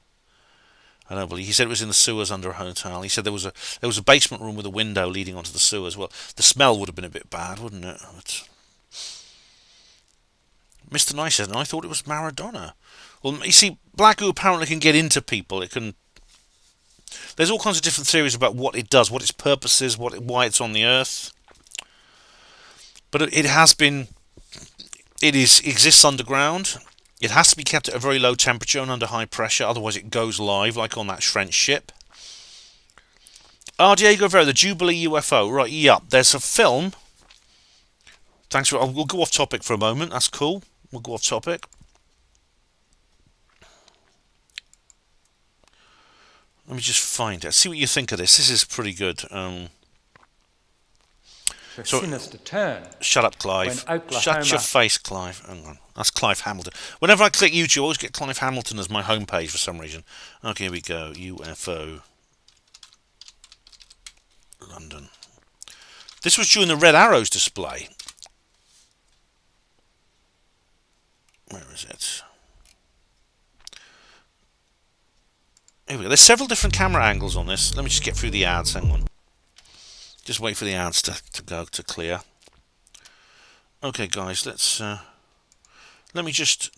I'll just click. I'll just share for you. I'll just display share now. Can you see it there? Queen's UAPs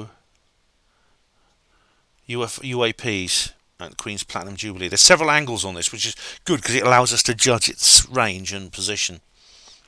See it there?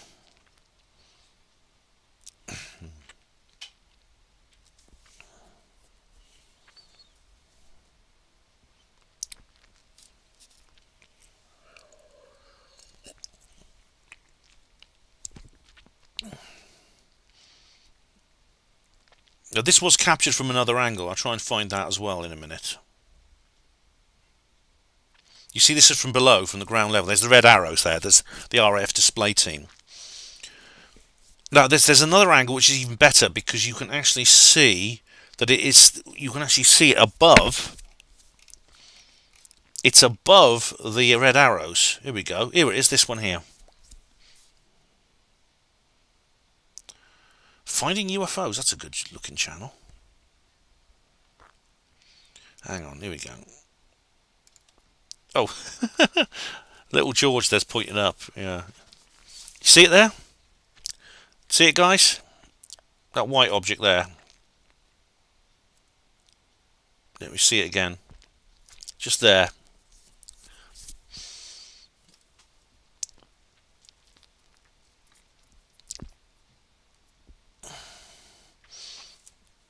There's her royal reptile nurse smiling, showing her fangs.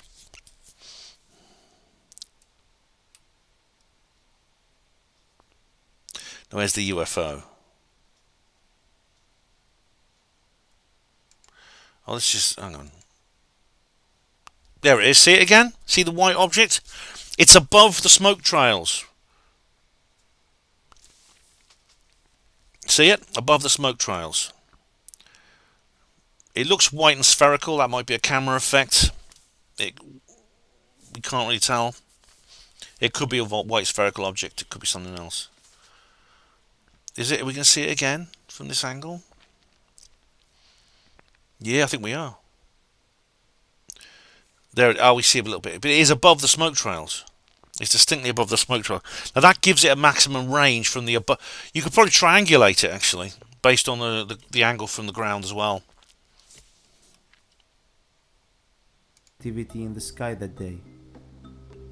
But what do you guys think? Anyway, that's interesting, isn't it? So what do you think about that? I've got some more comments here. Let's go through them here. Clubbite says there's some really dark people at the MOD. Oh yeah, well, leaving aside his royal popeness, we won't discuss him this evening. We can't rule him out. Can't confirm or neither confirm nor deny. But his royal papal highness is off the agenda. But there are lots of other. I actually I know some stories about the MOD. I won't tell them tonight. TK, how were the aliens involved? Well, Diego Rivera, does Black Goose stick well? Yeah, it comes up on your face like that and goes. How were the aliens involved, TK? I don't know. Terry says, Terry Joyce, not my rabbit hole with Terry Joyce. Isn't it wild about the Jubilee UFO? Yeah, I mean, I think it's a very interesting sighting, Terry. You can't, as I said, with two camera angles seeing the same thing, you can probably triangulate it, which will allow us to get the exact position of where it was.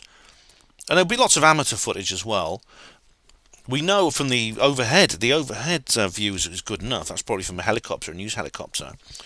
It's maximum range. You've got a maximum range. It's above the jets, the Red Arrow jets. The UFOs wanted to see Adam Lambert. Diego Rivera says it looked ball-shaped. It looked circular, yeah, doesn't it? It looked circular. Whether that's a camera artifact, it's a camera artifact or something else, I don't know.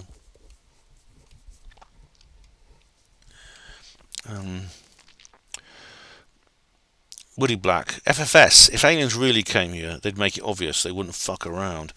Woody, how do you know that? You can't put yourself in their shoes, can you? Even if they have 2 feet. You can't. There's no point anthropomorphizing them. For whatever reason, they're not. There could be many reasons. Maybe they have their own prime directive. Diego Rivera, what do you think it is, Ben? I don't know. I don't think it's a balloon. I don't think it's a bird. Balloons would be lower, but there's no shape to it.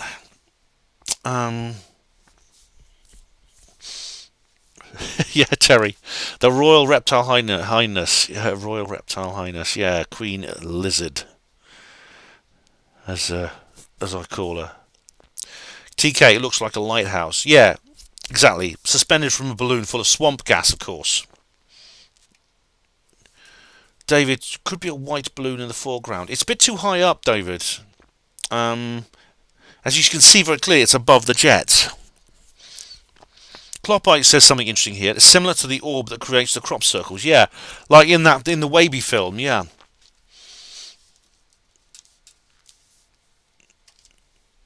Lisa says I've gotten away, not having to watch any of that crap until now, Ben. Well, you know, this is the thing, Lisa. I didn't watch any of the Jubilee stuff. So someone else came to me afterwards. Rihanna said it seems to be rotating. It did have that look about it, didn't it, Rihanna? Now I don't know if that's because it's. I don't know if that's got something to do with the camera, a camera artifact, an effect of the photography, the digital photography, or whether it is actually a rotating object. I don't know. Woody Black says it's a bunch of BS. I don't think so. If it can be explained, Woody will explain it, but I don't think it can. David, it does look like a swamp gas, as TK. Yeah, the old ones. Or weather balloon. Yeah, weather balloon. Swamp gas. Let's channel Philip Klass completely, shall we, and say it's say it was all a big hoax. It doesn't look like a tic. It doesn't look like a tic tac, David. That's a distinct structured shape, but it's white. No. Diego Rivera says it's too fast to be a balloon. Tim, the Pigeon Master, says balloon caught in the wind. I don't think so. If it had been, if it had been lower down, you could. If for example, the ground camera had caught that and it hadn't gone above the trails from the red arrows, you could possibly say that was a balloon caught in the wind. But no, you have a maximum range on it. Was it, Martin Taylor says, was it the Queen's personal orb keeping the arrows in check? Oh my God, I hope not. Her orbs are going to be obviously trouble if that's the case. David, in the foreground, objects will appear to move faster than they are. Yeah, this is what Mick West said about the go fast footage, but it doesn't fit. It doesn't fit.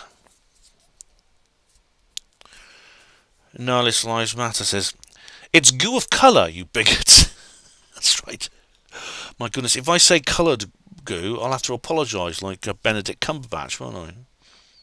Globite, maybe it was white goo. Shut up, you racist. Diego Rivera says, astronomy channels are now promoting UFOs, a big change in positions. Yeah, a lot of people, Simon Holland, I don't know if you saw, I mentioned that in my last UFO disclosure video. Professor Simon Holland he's now sneakily rewriting his own history, isn't he? Because he sees the writing on the wall. Now, someone mentioned something about China. China have discovered a signal from space, apparently. I'll go look at that in a minute. Woody Black says, what if we're under a dome? Oh, no! Flat Earth alert! Flat Earth alert! Maybe there's water over the dome. Maybe there is no space. Oh, blimey. David says, Ben, do you know why skeptics should suggest balloons for saucer sightings? Because they probably look the most like those. Most of the footage is not very good quality, and it's probably the most convenient thing. Also, there's a tradition as well, because weather balloons were used to debunk the Roswell incident. TK, it looked very small. We could probably judge its size, actually, TK. Now, you normally can't do that when you just have like a bearing-only photograph. If you have a range on it, you can guess its size. It's better still if you triangulate it, like the team did for A Tear in the Sky, that very, very good film that's just come out. David says, it's because balloons often flatten when they hit a certain altitude and come back and take on a saucer shape. Oh, that was something 1950 something that came out, didn't it? That was I remember it ends, mystery solved. Do you remember that? Do you ever seen that film? This is like a little public information film from the US in the 50s. It's alright, guys, mystery solved. Nihilist Lives Matter. What is Professor Brian Cox said? His thoughts on UFOs. He hasn't mentioned. He's been quiet about them lately. He's been quiet, but he's made so many derogatory comments. I think he's going to have to retire because he won't be able to do what Simon Holland has done, or even Mick West, because Mick West is wrong, but he's reasonably civil. He's a reasonably polite, civilized person. Yet, Cox is different though. He calls us knobbers and idiots and things like that. What's he going to do? He's going to say, well, I said all along that UFOs were real, didn't I? And my answer will be, no, Brian, you didn't. We got you on record, not only just saying they're not true, but making horrible comments about us for believing in them. TK, I don't know how big the aliens are. Tim, the Pigeon Master, says, not one news channel has reported it. No, even it was on Sky News, but they didn't comment on it. The news reporters didn't comment on it. That's right. There's two more things I want to bring up, guys. There's been I think it was Diego Rivera mentioned this. You actually mentioned Diego, didn't you mention it in the? You mentioned it in the.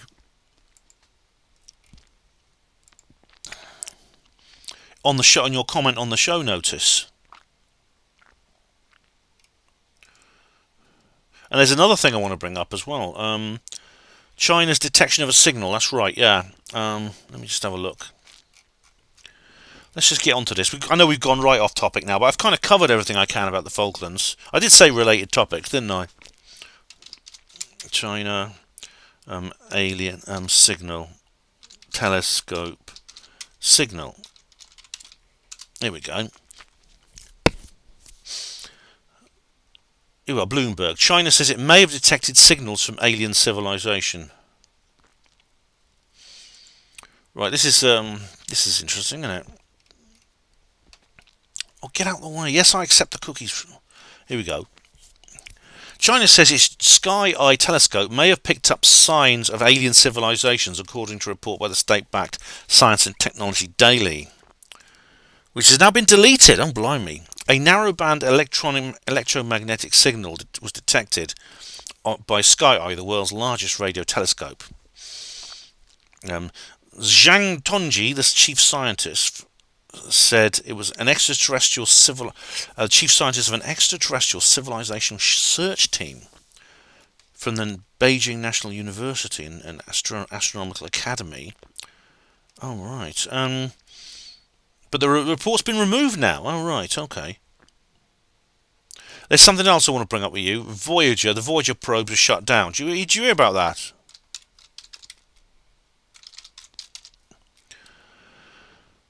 Where is it?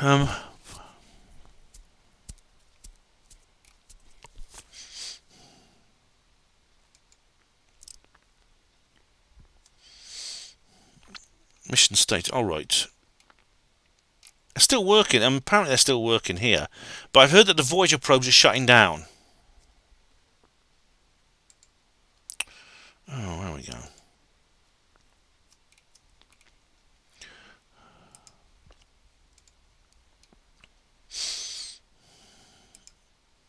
I heard they're going to shut them down. Let's just watch. There's a video about it. Hang on, wait, let me find it. It'd be easier just to find a video, won't it? Voyager.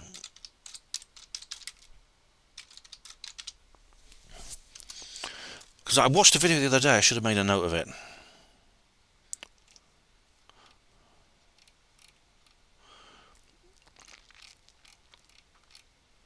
Because the fuel is due to run out. It has these like nuclear fuel, which is due to run out in about 5 years. But they're going to shut them down early. Apparently they're going to shut these spacecraft down early. Where is it?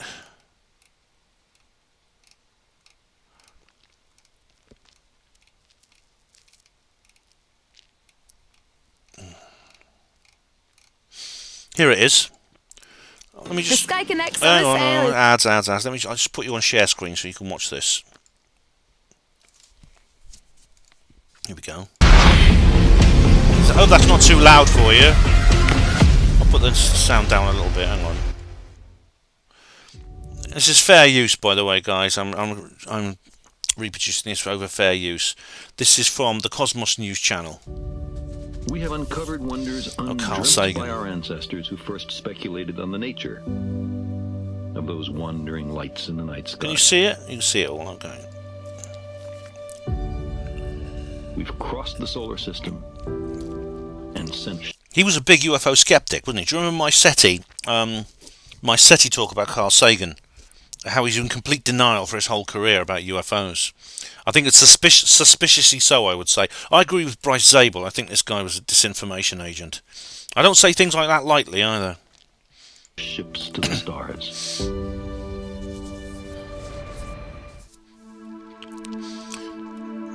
These craft, there were two of them, Voyager 1, Voyager 2. They explored the outer planets, and then they headed off into deep space. And apparently they've been sending back some very anomalous data indicating they can't understand it. It appears, for example, the speed of light might be different, or something really outrageous like that.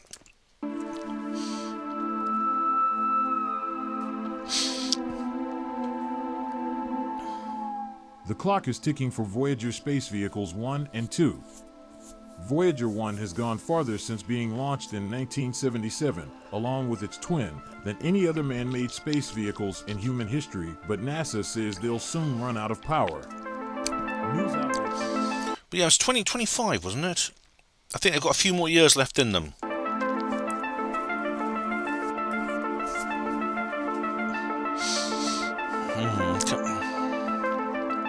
News news outlets have been reporting attempted cuts and reductions of the Voyagers for a while, including in 2005 and again in 2021. But this week's Scientific American report makes it clear that this time it's goodbye for good. We're at 44 and a half years, Ralph McNutt, Johns Hopkins University physicist, told the publication. So we've done 10 times the warranty on the darn things. The vehicles are expected to completely run out of power by 2025, and NASA has been cutting off features as necessary to extend their lives until then. It will certainly be interesting to see how Earth's Voyager fans memorialize their missions. The science Voyager conducts is as relevant as ever, so there's no reason to think it won't be just as missed. In fact, a team of researchers published findings obtained from Voyager data yesterday in the Astrophysics Journal. The twin Voyagers deserve a sentimental send-off, but even if they don't get one, they'll leave behind decades of scientific data about the cosmos as their legacy. Farewell, Voyagers. Hang on, sorry, I've made a mistake there. Right, let me just go back. Sorry guys, I've made a mistake there. I thought they were going to shut them down early for some reason.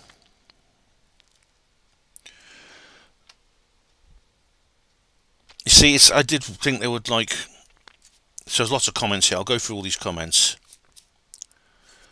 I heard they were actually going to go on for a few more years, but NASA were going to shut them down early. And I thought, well, why? Why do they want to shut them down early? Is it because they have been sending back anomalous data? And I thought that maybe some of the data, maybe they photographed something they shouldn't. Maybe they picked up some piece of telemetry they shouldn't. Maybe there's something out there that the government don't want us to know about. All right. Yeah, Diego Rivera, the big eye is the Nihilist Lives Matter says Cox is so effeminate he makes me want to censor the hate speech. John Nolan, Ben, say happy birthday to Paul or Billy. Well, of course it's Billy, isn't it, John? And I didn't realise it was his birthday today. Is it? Is it Paul McCartney's birthday? Let's have a look. Hang on. Hey, birthday. Yes, the 18th of June. It was yesterday. Born 18th of June, 1942. That's when Paul was born, but when was Billy born, eh? Well, I mean, I can't really say, I don't see how I can say happy birthday, Billy, because we don't know what Billy's birthday is. So William Shepard, could have been born somewhere else. Woody Black, the moon landings were definitely fake. Yeah, but that's not a reason to believe in the flat Earth. Are we having a flat Earth debate now? Oh, blimey! I've done an entire video about that. Right, where are we now? Diego Rivera. So alien ships do not need to land on Earth. Just by receiving alien signals, technology transfer is possible. The thing about this, like the whole SETI thing, is just basically, it's a bit pointless, really, when you consider it. I mean, have you seen my SETI videos, Diego Rivera? I think you have. They've been up for a while. I've got several of them, several versions of this talk I've done. You know, they've got these telescopes pointing at the sky, listening to stars thousands of light years away. What they're looking for may well be flying above, right, just a few feet above the damn telescope. And the irony is overwhelming. TK, why are they faking the space station? They're not faking. I don't think they're faking the ISS, mate. I don't. Oh, blind! This is now gone into a flat Earth issue. I can't go into flat Earth, guy. Not because I'm against people discussing this subject. I'm not like Andrew Johnson, who just like lays into anyone who says it. I'm not. But once you go down that rabbit hole, well, I wish it wasn't my rabbit hole like Terry Joyce. But you know what? It's what I want to say. Not my rabbit hole, like Terry Joyce. Cuz4B says, how about Sasquatch? Oh, blimey. Hey, guys, we've been going nearly 2 hours now. Oh, Maureen, hello. Happy birthday. Thanks for the birthday wishes. I've seen the videos, Maureen, and the photos. It looks like you had a great time. Happy birthday to Maureen. I hope to see you soon. I really do. Lisa says, moving swiftly on, wink. Oh, Lisa, I'm quite happy to have this discussion. I've done videos about this, mate, Lisa, and and check out the videos and the radio shows. I interviewed Mark Sargent, didn't I? I interviewed David Weiss. The two biggest flatheads on Earth. I interviewed them. I'm willing to discuss it. I just don't happen to believe it's true. Hey guys, is there anything else you want to add, or I'm going to end it now? I think we've covered the Falklands War. I've covered the other two things I wanted to talk about. I was wrong about the Voyager probes. I don't think there's anything suspicious about them. Let's just double check. Future of the probes. Okay.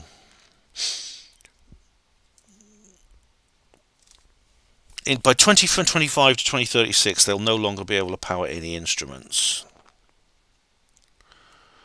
And then they talk about it'll eventually it's going to hopefully meet another planet, and some aliens will come out and pick it up and listen to the golden record. Yeah, which Carl Sagan helped design.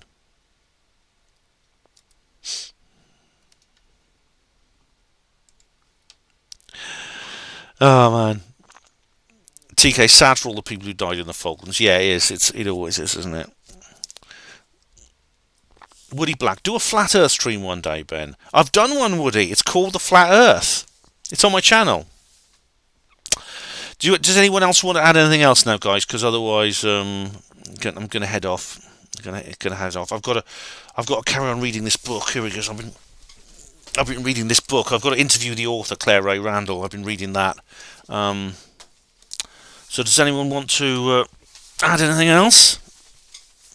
See you, David Schultz. Take it easy, mate. Take it easy. It's been a good live stream. It's been fun. Lisa, it's Lisa on tomorrow night. Cry Freedom Show. The Cry Freedom Show with Lisa.com. Do check that out. That's always good. That is. Clockbite says there are only two genders, and I've had to click show on it. It's actually I've had one of these moderation filters for saying that. 69 Phuket, you should decorate that abode. I put my UFO Truth magazine poster up. Come on, I'm a single guy. Night Crafty Nights, thanks for turning up. Thank you very much. Sorry I didn't get to answer your comments earlier. Night Rhiannon. No size matter. Before you go, are fish fingers superior to chicken nuggets? Depends on the brand. Depends on the brand. But I like both. I'll eat both. Night, Clopite. See you, mate. Take care. It's been a fun stream. I think we've marked the 40th anniversary. My next video will probably be a comments reply video, which I'll do before I go away. As you know, on Friday I'm going to Blackpool. Stephen says Sasquatch believed in Carl Sagan. Yeah, isn't that unfair, Stephen? Why couldn't Carl Sagan return the favour, eh?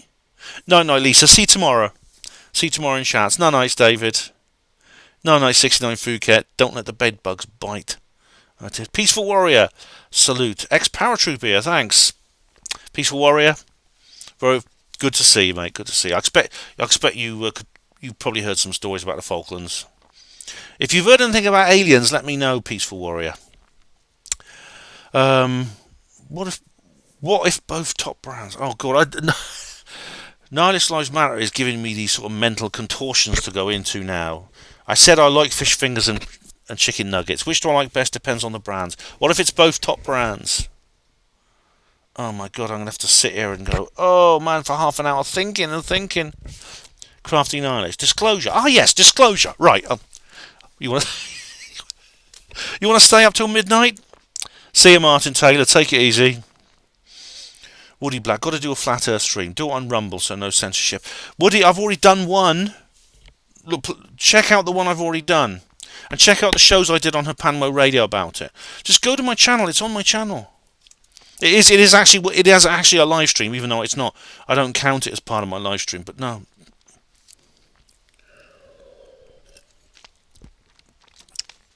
Yeah, please do check it out, guys. I go into the whole flat Earth thing there. If you think I made a mistake, Woody, put a comment on there and we'll discuss it. We'll discuss it in comments replies. Stephen Truseeker, flat Earth is nonsense. I have to agree, Stephen. Yeah. Peaceful Warrior, I saw something weird out in Iraq, best described as a block of flats in the sky. No idea what it was. Couple of witnesses. That reminds me, Peaceful Warrior, that reminds me a little bit of the Penta case. Blimey. You've got my email if you want to let me know some more. I'd be keen to talk to yourself and the other witnesses, because things like that are getting quite common. I mean, large, structured craft, close encounters and things, yeah. TK said, it's no measure of health to be well adjusted to a profoundly sick society, and that's true. That's Martin Luther King, I think, said that. He's absolutely right. Hello, Dennis Carr. Hello. I'm afraid we're about to finish. Anyway, guys, any more comments or questions or greetings? I appreciate you being in the chat. It wouldn't be the same without you guys. Honestly, it would be just what a boring live stream this would be without the live chat, without you guys here. Woody Black, I haven't censored anything. I haven't censored any of your comments. I haven't. Peace Warrior, thanks very much, mate. Let me know. Cheers. Oh, it's J. Krishnamurthy. Okay, cheers, TK. Never mind, Dennis Carr. I'll be back soon. Oh, I'll be doing another video very soon. Yeah, it's Woody Black. I haven't censored you, honestly. Some of your things go into filter. They might have been lost in the filter, but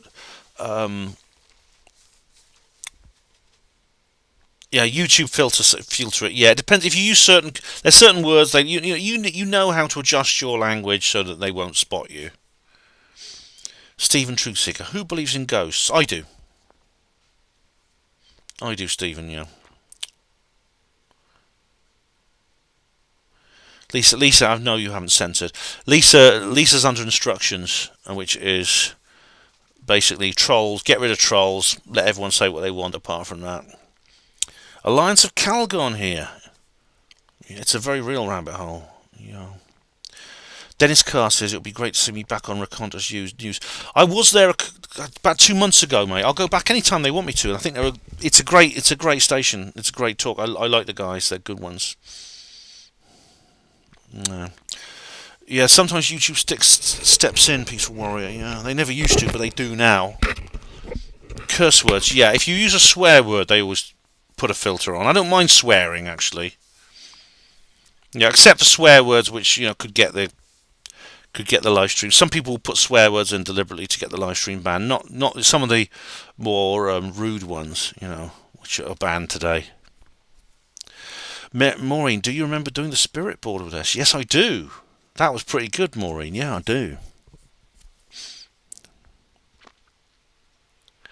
Woody Black, have you watched any mag vids yet? Mag vids. I don't know what those are. Sorry, mate. Anyway, guys, I'm going to end it there. 2 hours is long enough. Anyway. You take care, all of you. Thank you very much, all of you. Which wouldn't be the same without you, obviously. Without you putting your comments in here. It would be a very, very boring live stream indeed. Mag the bit of truth. Sounds familiar, Woody Black. It sounds familiar. See ya. Take care. Many thanks, all of you. Watch out for the live stream. All the best, Peaceful Warrior. See ya, Woody Black. I'm doing the comments reply video probably next. Of course, I'm off to Blackpool. I'll be doing a reportage, if at all possible, which I expect it to be possible. I don't see any reason why not. So that'll be the video I do next weekend. If you're going to Blackpool, I'll see you there. Take it easy. Bye-bye.